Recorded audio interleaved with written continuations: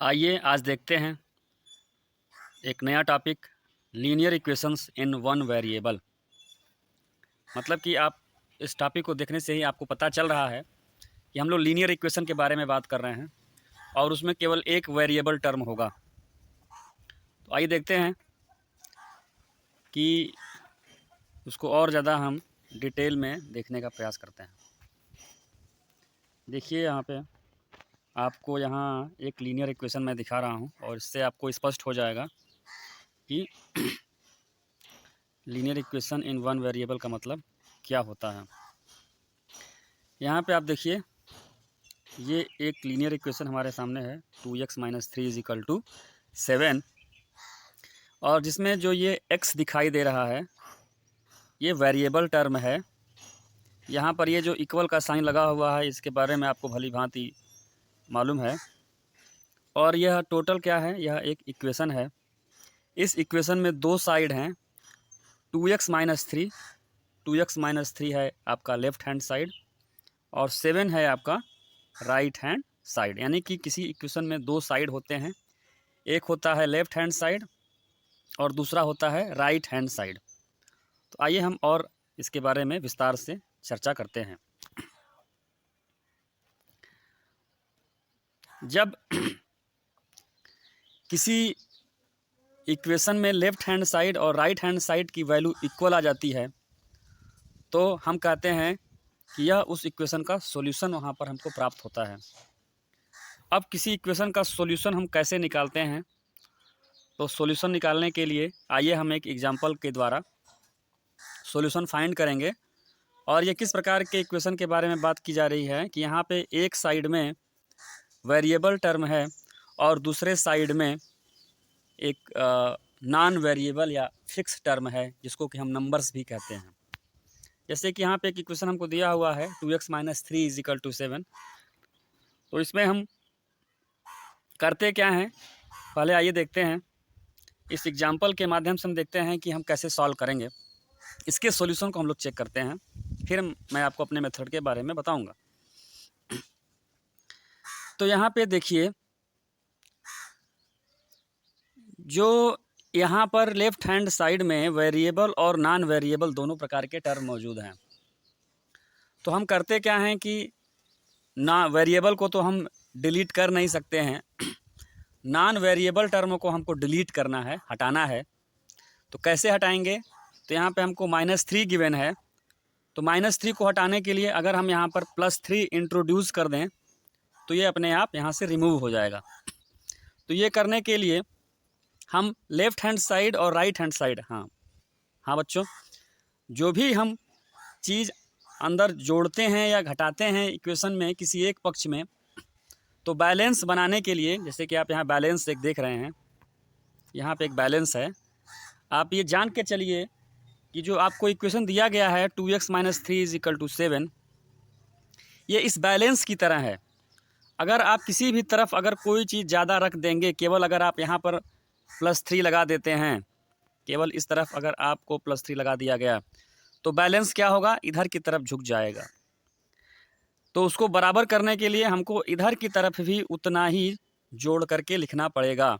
और यही काम यहाँ पर नीचे किया गया है। यहाँ पर दोनों ही साइड में +3 जोड़ा गया है। +3 जोड़ देने के बाद यहाँ अंत में जो हमारे पास नंबर बच के आता है वो आता है 2x = 10। हम अभी भी देखते हैं कि यहाँ वेरिएबल के साथ एक नॉन वेरिएबल फिक्स टर्म मौजूद है और उसका वो क्या है, वो है 2।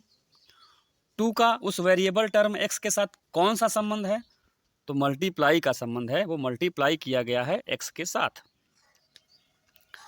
तो यहाँ पर इसको हटाने के लिए हमें क्या करना पड़ेगा, तो अगर मल्टीप्लाई किया गया है तो डिवाइड करना पड़ेगा।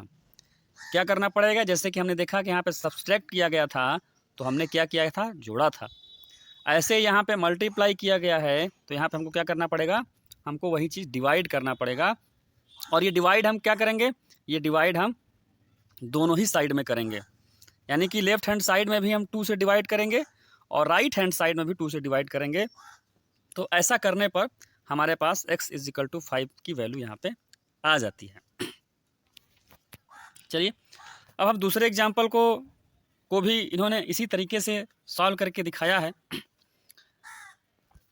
यहाँ पर 2y + 9 = 4, इसको सॉल्व करके हमको y की वैल्यू फाइंड करनी है। इसको आइए मैं अपने तरीके से आपको बताता हूँ। तो यहाँ पे हम क्या कर सकते हैं, हाँ ये इन्होंने मेरे ही तरीके से यहाँ पे किया है, एक दूसरे मेथड से इन्होंने यहाँ पे सॉल्व किया है। तो आइए इसको देखते हैं। तो यहाँ पर एक तरफ इसमें हम क्या करते हैं कि एक तरफ हम वेरिएबल टर्म कर लेते हैं और दूसरी तरफ नॉन वेरिएबल टर्म को लिखते हैं।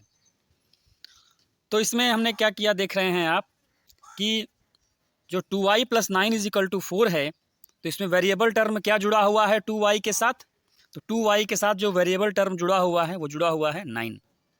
तो 9 को हम लेफ्ट हैंड साइड से किधर ले जाएंगे, तो 9 को हम राइट हैंड साइड में ले जाएंगे।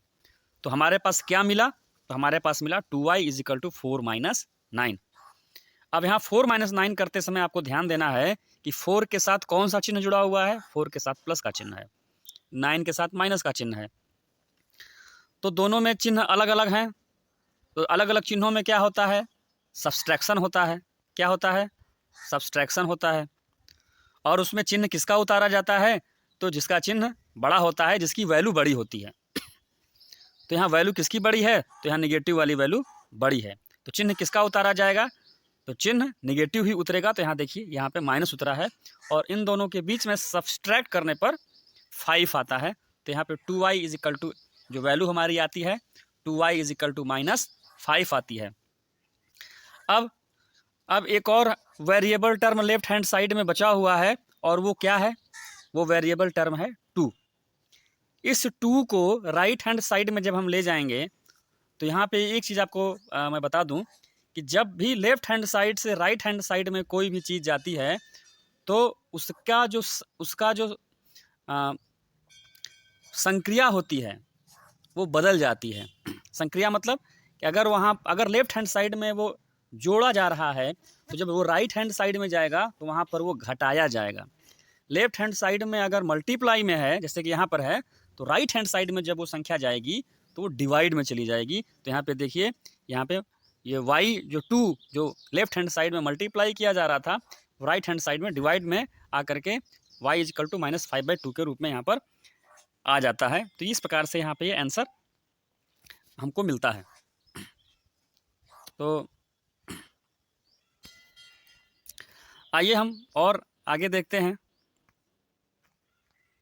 आगे भी ऐसे ही हमारे पास कुछ उदाहरण हैं जिनको कि आप सॉल्व करके इन एग्जांपल्स को आप जब लगाएंगे तो आपको अच्छे से समझ में आएगा। और इसके बाद से यहाँ पे जो एक्सरसाइज गिवन है, इस एक्सरसाइज को आप सॉल्व करेंगे तो ये आसानी से आपको होने वाला है क्वेश्चन सारे। और फ्रैक्शंस के भी इसमें क्वेश्चंस गिवन हैं। तो फ्रैक्शंस के क्वेश्चंस को देख करके जब बच्चे बहुत जल्दी घबरा जाते हैं, तो यहाँ घबराने वाली कोई बात नहीं है।